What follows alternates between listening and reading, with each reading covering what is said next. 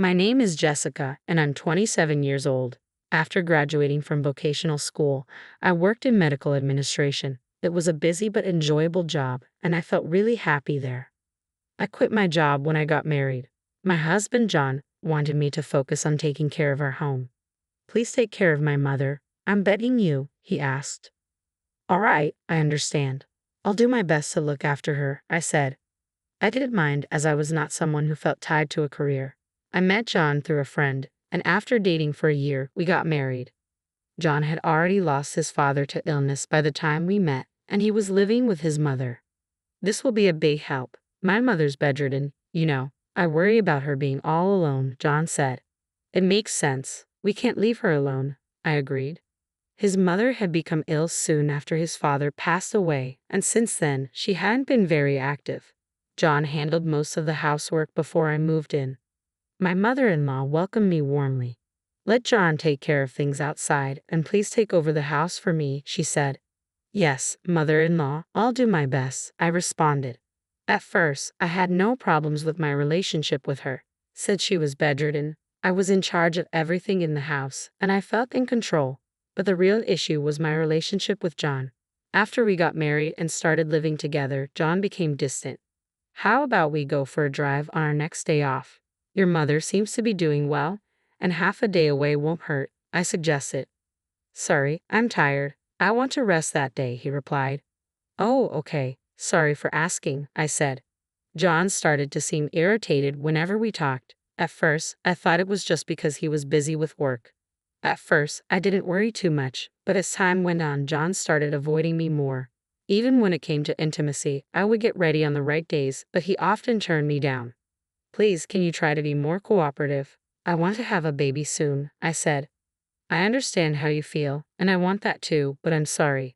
Let's try next time, John would reply.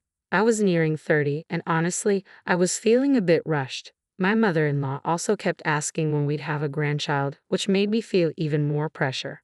But despite our efforts, we weren't able to give her a grandchild before she passed away. After that, John's attitude toward me became even colder. Welcome home. I made your favorite cream stew for dinner, I said. John ignored me completely. John? Hey, are you listening? Do you want to take your bath first? I'll be waiting, I tried again, but he just stayed silent. At home, John barely spoke anymore. No matter how much I tried to start a conversation, he wouldn't respond. I thought it was probably because he was still in shock from losing his mother, so I decided to be patient and support him as his wife. But as the days passed, John showed no interest in me at all. John, how have you been feeling lately? Are you sleeping well? I want to talk about having a baby. I'm thinking about getting a fertility test. What do you think? I asked. Nothing. He didn't answer. I tried talking about his health, his feelings, our future, and having children. But no matter what I said, John stayed silent. John, please say something. Have I done something to upset you? If there's something you don't like or want me to change, just tell me, I pleaded. But no matter how much I tried, John ignored me completely for a whole month. Desperate, I reached out to my old friend Claire for advice. Claire works at a cosmetics company, and she's great at her job. She's also good at giving advice, whether it's about work, love, or personal problems. I always ask Claire for advice whenever I face a problem. After hearing my story in detail, Claire nodded seriously. That's strange. A couple in their third year of marriage, living in the same house, and your husband is ignoring you. That's not normal, Claire said. You haven't done anything wrong, have you, Jessica? No, I haven't. That's why I don't understand why he's acting so cold, I replied, feeling completely lost. Claire promised to help me. It seemed like she had figured something out that I hadn't noticed. If you've done nothing wrong, it's his fault, Jessica. He's probably hiding something. Let's find out. We'll use everything: eavesdropping, surveillance, tailing him. We'll get to the bottom of this, Claire said. Is it really okay to do that? I asked nervously. Absolutely. Ignoring your spouse and keeping secrets in a marriage is worse, Claire said. Following her advice, I installed small listening devices and cameras around our home. I felt guilty at first, but my need to know what he was hiding was stronger. As usual, John kept ignoring me. John, hey, are you listening? A few days later, my phone rang. It was John. Hello, where the hell are you? John snapped. Why have you been gone from the house for a week? Why don't you ask yourself why I'm doing this? What are you talking about? Speak clearly. I don't get it, he said. I couldn't believe he had the nerve to say that, especially after ignoring me for so long. Thanks to Claire's idea to investigate him, I found out a shocking truth. I was so furious about what I had discovered that I left home and stayed at Claire's place. After a week of being there, I finally got another call from John. If you have something to say, come back home and say it to my face, he suggested. Fine, as long as you promise not to ignore what I have to say, I replied. The anger I felt after uncovering his secret was still burning inside me. The weight of John's betrayal was heavy. After trampling on my loyalty and dedication, he had to face the consequences of his actions. I set a time and place for us to meet, ending the call before he could respond. Later, I met John at a local cafe. He must have slipped out from work because he was dressed in his business suit. There was no need for small talk, so I immediately laid out the evidence I had gathered on the table. What is this? Stop it, Jessica. Don't show me these, John protested. If you don't like it, why don't you pick them up yourself? It doesn't matter. I can print more whenever I want, I replied calmly. The photos on the table showed John with his mistress, Mary, walking arm in arm downtown and entering a hotel together. It was clear, and there was no denying it. I also have audio. Would you like to listen to it here? I asked.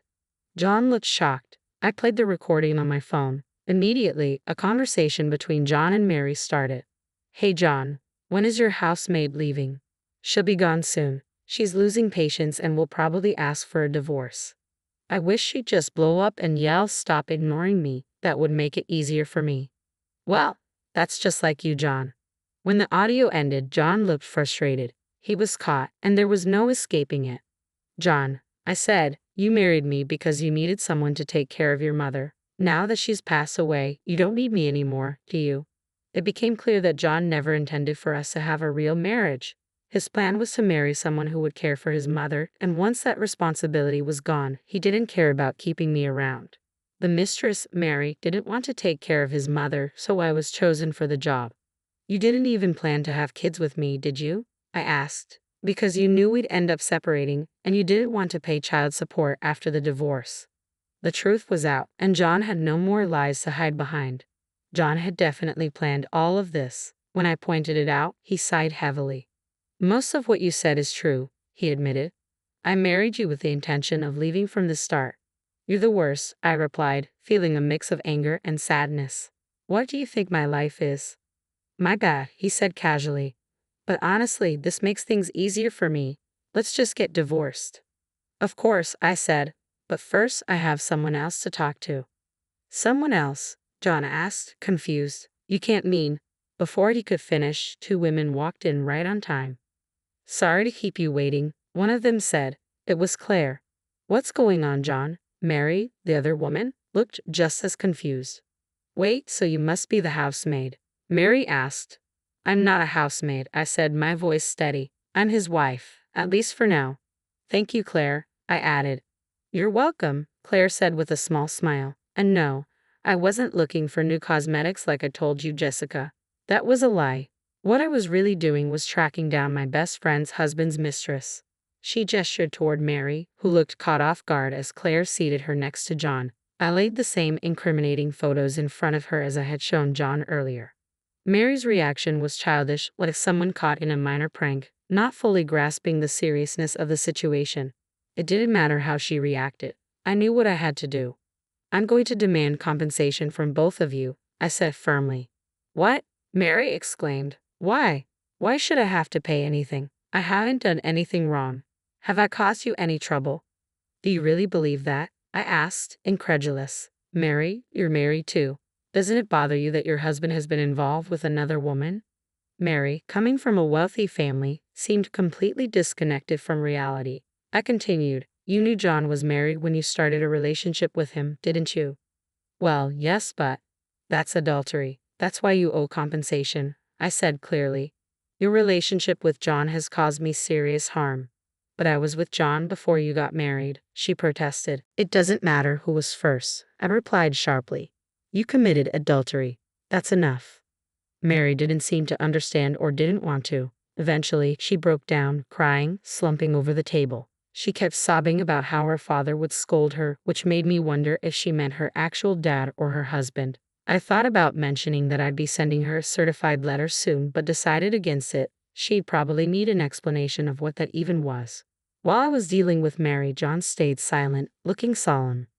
"John, sign these two documents," I said, sliding the papers across the table. One was a divorce agreement. The other was the divorce petition, and attached to it was the compensation demand, $30,000. "Isn't that too much?" John asked, his voice low.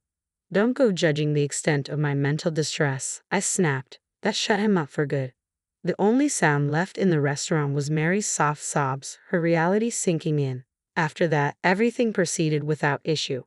My divorce from John went through smoothly, and I soon confirmed that the compensation and asset distribution had been transferred to my account in a single lump sum. With that money, I decided to move into a slightly more upscale apartment, marking the beginning of my new life, a fresh start.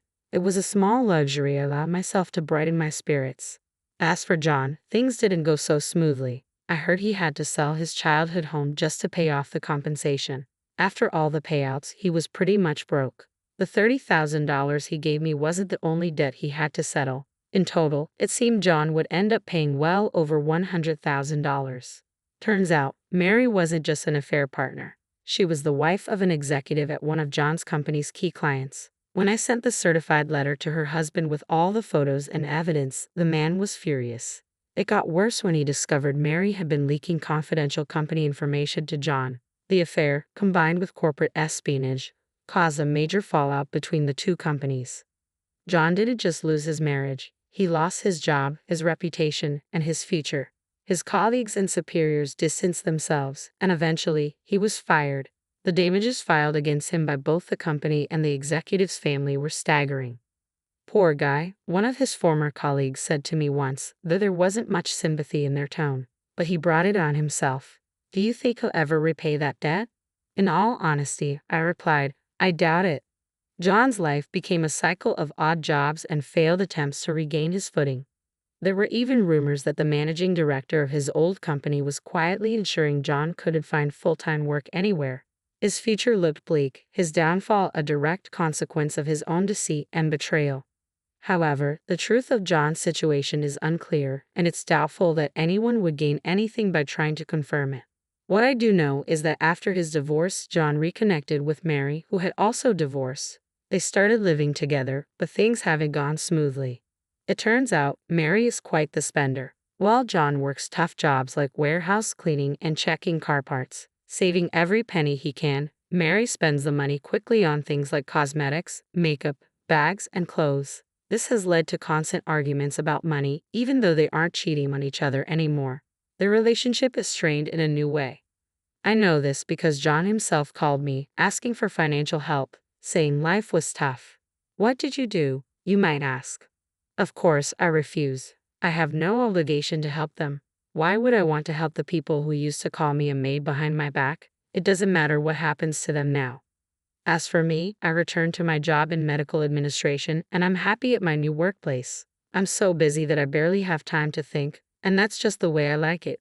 When I do have free time, unpleasant memories tend to surface, making me feel down. Not long ago, I ran into one of those unpleasant memories, John himself. It was on my way home from work as the sun was setting. He called out to me, and when I turned around, I was momentarily speechless.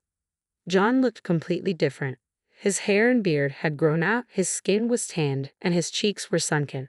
His clothes were dirty and ragged. I was shocked and appalled at the sight of him. "Hey, long time no see," he said. "John, is that you? Are you okay? Are you even eating properly?" I couldn't help but ask, despite everything. His condition was pitiful, even to me, someone who should have despised him.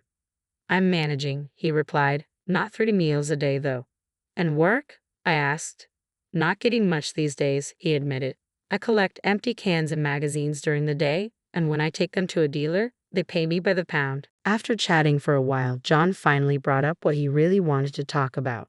"Listen," he said, hesitating. "Do you think we could try again?" I was surprised. "What about Mary? I thought you two were living together." "I broke up with her," John admitted. "She dumped me. She's probably gone back to her parents by now." I bet they'll arrange a marriage for her with someone they approve of. As he talked about Mary, John looked pained. It must have been a tough breakup for him, so hard that even speaking about it to me was difficult. His situation was sad, but I had no sympathy to give. I couldn't forget the way he treated me, and it still made me angry. John lowered his head, understanding my feelings. "I'm really sorry for what I did back then," he said. "I'm not going to say it's okay," I replied, "but let's move on. Just don't come near me again. If you do, I'll call the police." "I won't," he promised. "I'm sorry for bothering you. Goodbye." John walked away slowly down the dimly lit street. His figure, fading into the distance, was pitiful and sad, but I didn't feel bad for him. After that, I saw John a few times in line at a soup kitchen run by a nonprofit. He had become so thin, and when he noticed me, he quickly turned away, avoiding my gaze. Every time I see him, I'm reminded of how much I don't want to end up like that. He's a negative example for me, someone I never want to become. That's how my first marriage ended, badly, but I haven't given up on finding happiness with someone else. There's still so much ahead in life, and I believe I can find joy again. With that hope, I decided to start joining a local social event with my friend Claire. Being divorced doesn't mean I should feel ashamed or scared. The world is wide, and I'm sure there's someone out there who will love and care for me the way I deserve.